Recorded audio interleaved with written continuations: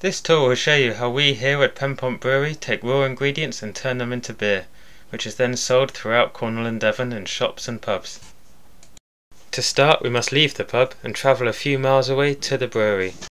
This is the main brewery building. This is where we store all the vessels that we use for the brewing process. This is where we've got the fermentation vessels, the hot liquor tun, the mash tun, the copper, everything we need for brewing the beer.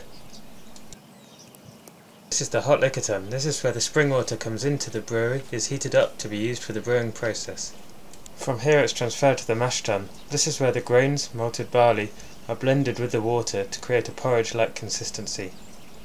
The malted barley is held in the mash tun here for around 90 minutes at around 66 degrees. This causes all the enzymes in the malted barley to convert the starch in the grain into sugars, which will later be fermented into alcohol. We use several different types of malt, from pale ale malt that provides the bulk of the sugars that will later be fermented into alcohol, to crystal malt, which is roasted moist and provides the caramel deeper flavour. After 90 minutes the wort is drained into an underback that sits between the mash tun and the copper. From the underback it is then pumped into the copper. This process takes about 90 minutes. While it's been drained, the grains are being sparged. This is where the grains are rinsed to ensure we get the maximum extract from the malted barley. Once the wort's been pumped into the copper, it is then brought to the boil. It boils for around 60 minutes. We add hops at two stages. At the beginning, which imparts bitterness to counteract the sweetness from the malt, and at the end, which imparts the hop flavour.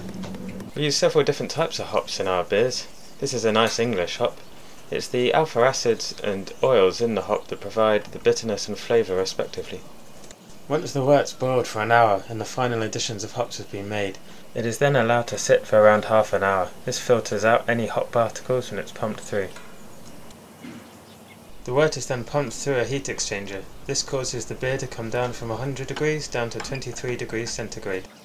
This is the perfect temperature for pitching the yeast and also forces all the proteins to drop out of suspension. From the heat exchanger it is pumped into one of the fermentation vessels, and this is where it will stay for the next week.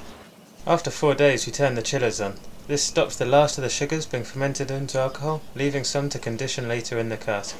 Cooling the vessels down also forces the yeast to drop out of suspension to a low enough level that it can later be wrapped into casks. This chilling process takes around 3 days. After 3 days the beer can then be racked into casks or shipped off to be bottled. Once the beer has been delivered, it's then racked into position. 24 hours before serving it is tapped, and then when it's to be served it's pulled up to the pumps and it's ready to go. And that is how our beer is made. Cheers!